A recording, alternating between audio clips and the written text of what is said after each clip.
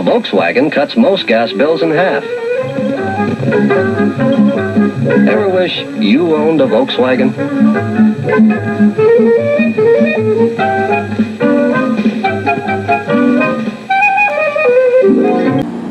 We're at our garage. Let's see what we're rolling out today. Looks like we got ourselves a 2019 Volkswagen Jetta. Yep, says so right here. There are two things that really caught my attention when this car was delivered. Number one, for a vehicle that starts in the $18,000 price bracket, I thought it was going to be rather compact. This is a pretty big vehicle, actually. Decent room in the front. Fits two-size adults in the rear. And a very large trunk. I've been hauling some things for the past couple days, and I put an awful lot of stuff in here. If you have any relatives you're smuggling from Canada, they'll fit right in. Number two, most German cars lowball you with a low base price, but when you get down to the dealer, they'll load up with everything but the kitchen sink, which jacks the price up more than 10 grand extra, even more on more expensive models. That wasn't the case here. This vehicle had no options. Zero. So you take the base $19,345, add shipping. There's your tab. I think anyone can afford that. This price is for the 8-speed automatic. If you get the 6-speed manual, you save about $1,500 off that. $70,895, I'm told, plus shipping. And before I forget, another item that stood out was the clean fuel economy. 30 in the city, 40 on the highway. Good figures if you can really get that. We're going to rack up around 500 miles to find out. That clean fuel economy comes from this tiny 1.4-liter turbo, putting out 147 horsepower, pulling a weight of around 3,100 pounds. This is the only engine you get. No options, nothing more, nothing less. So you might be asking yourself, can this tiny motor pull this weight? You'll find out real quick. Keep watching the video. As we always do in my videos, before we go any further, we're going to test out these headlights and see how they perform in the dark. Let's do that right now. It's dark enough. Let's check out these headlights and see what they do. Look pretty bright to me. Here we have the headlights on a wall 100 feet away. Pretty bright, medium height. Go to high beam. Looks pretty bright to me. Now we'll try a longer distance. Here we have the brights on a building 300 feet away with the chain link fence in between. Very widespread, very bright, great height. No complaints here. Go to low beam. Barely reaches out, great for city driving. No complaints here. I'd give the headlights at least an A rating. Now that we're done with the headlight test, I'm going to show you 3 things I don't like about the Jetta. Just get that out of the way. Then we'll continue on with the good things. Number one, I was disappointed to see we don't get a spare tire, just this cheesy tire repair kit. I know, I get it, this is a stripper vehicle. If you want a spare tire, buy the upgraded models. But if you're doing a lot of miles, you might want to put a spare tire down there. Works out a lot better if you get a flat. Easily solved. Number two, this is driven by the front wheels, not the rear. That's fine because you get a lot of advantages with that.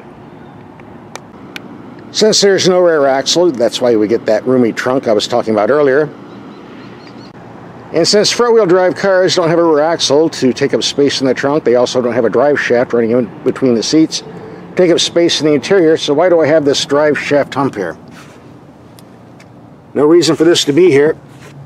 Don't know what it does. All-wheel drive is not an option in this country. Oh well. And third, the bodywork under the door is way too wide here. Every time I step out, I'm rubbing my pant legs on this bodywork, which accumulates dirt, sand, and mud in rough climates. So if you live where it snows or rains a lot, you might want to keep a rag in the trunk and keep this wiped down. Or you can do it with your pants, which is why I'm wearing my sweatpants today. Year after year, I ask the car company engineers, why do you do this? They still don't have an answer. If you have one, email me. Okay, enough with the gripes. Let's look at all the good features, and there are plenty to see. Starting with the cabin. The Jetta has one of the best climate control systems out there. 3 simple knobs: temperature, fan speed, and vents where it goes. That's pretty much it, aside from an on and off button, of course. Here and here. 3 simple knobs. A blind guy could operate this, even a monkey. Why can't we see this on more cars? I don't know. This is what I like. We get a nice large glove box, unusual in this price bracket. The gauge cluster is well designed, simple round gauges with an information screen in between. A console in between the seats for more storage. Some automotive testers have called the Jetta interior rather drab and dull. Maybe so, but the materials are of high quality, at least for this price class. I would just sum it up by saying sturdy and simple, which is the way I like it. Okay, first half of the video show and tell. Second half we're going to do some driving, rack up lots of miles. I'm shooting for 500. The power steering on the Jetta is a bit too light for my taste, but on the positive side it's quick and responsive. So I don't think we're going to have too many complaints from owners. It will do. This isn't a sports car, but it is German, and they're famous for their suspension, so let's take it in the turning circle and see what it takes to spin it out. A bit of body lean, but this is a pretty comfortable ride, so I would expect some.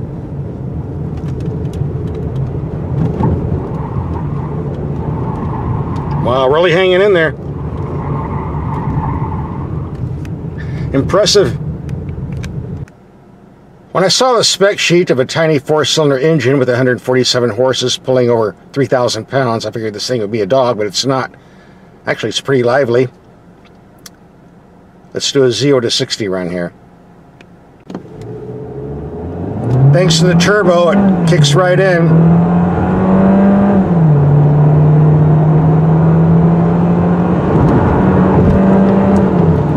This car moves out pretty good. I have no complaints.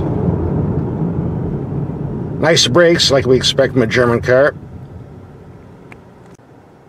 I've been driving the Jetta on city streets for a few days and find it to be one of the most comfortable Volkswagens I've ever driven. Probably one of the best comfortable sedans in this price class I've driven. So how does it perform on speed bumps and impacts, potholes? We're going to take some speed bumps and find out, as we do in all my videos. We're doing one at 25 miles per hour coming up. Very comfortable. Another one coming up. Bump number 3. And the big nasty one. Hang on to your hat. Didn't feel a thing. Very impressive. We have more driving coming up, but I was looking at the owner's manual and was surprised to find out this is a real tiny fuel tank, only 13 gallons, with 2 being reserve. That's 11 gallons for driving, so even at 30 to 40 mpg, makes you wonder if I want to hit that 500 mile mark before I run out of gas. We'll see. It's hard to emphasize how impressed I am with this little motor. It has lots of bottom end torque, plenty of passing power. I have no complaints whatsoever.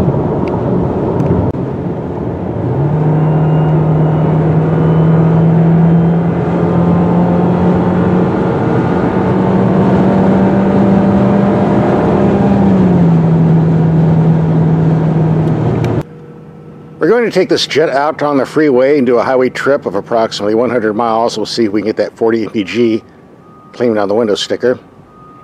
I suspect it'll be more like 34 mpg, but you never know. We'll see. It says we have a range of 430 miles, and we'll see. I'm really impressed with this suspension. We're driving on some very rough pavement. I hardly feel a thing, and it's pretty quiet too. Then Germans have always been better suspensions than the competition. It shows, although at this price level, I'm surprised it does so well. We're coming up on the 100-mile mark, and I must say I'm very impressed with how comfortable this vehicle is when driving on the highway. It'd be a lot better if I had some decent music to listen to, though AM/FM really doesn't cut it. Yep, that's what I've been listening to the whole trip. Lucky me. We're coming towards the end of our trip. I'm going to pull over and see what the fuel economy reading is. Well, if I didn't see it, I wouldn't believe it. 39.0 mpg for 118 miles of driving. And I wasn't driving gently either. I was doing a lot of passing. I'm very, very impressed. After I'm done running some errands, we're going to get back on the freeway and do another fuel economy test, so don't go away. So far, we've racked up 55 miles in city traffic. We're going to pull over and see what our fuel economy figure reading is. 28.9 mpg, I'd say that's rather respectable. We're going to reset the computer to 0 and take another highway trip, approximately 120 miles. Stay tuned. Uh-oh, looks like they're on to me. Better make a run for it. Guess they're after someone else. We're coming to the end of our highway trip. We're going to pull over and see what our fuel economy reading is. So on this trip, we got 43.4 mpg coming back. Previously, 39.0 going to. Add that up, divide by 2. That gives us over 41 mpg. A very nice figure, I would think. Impresses me. So far, I've clocked 350 miles on this engine. According to the computer, I have another 150 miles left to go if I keep driving on the freeway. That means I might reach my 500-mile goal without having to put fuel in the vehicle. Rather a remarkable feat for such a tiny little 13-gallon gas tank. I'll be racking up more miles on this vehicle after I wrap up this video, which I'm doing right now. And here's my take on the 2019 Volkswagen Jetta. To begin with, it's nice to have a vehicle that's loaded up with everything, the navigation, leather, and all that. But I'm glad they sent me a stripper here because it makes me realize what a great value this is. A nice, decent-sized sedan, only 20,000 bucks, getting around 40 to 41 miles per gallon on the freeway. Most hybrids can't match that. If you look elsewhere, you can find a vehicle this big with a price this low and fuel economy this high. Grab it, but I don't think you will. Overall, I was very impressed. If you're interested in the Jetta, give it a peek. You might be too. Here's some links to other vehicles we've driven. Just click and watch.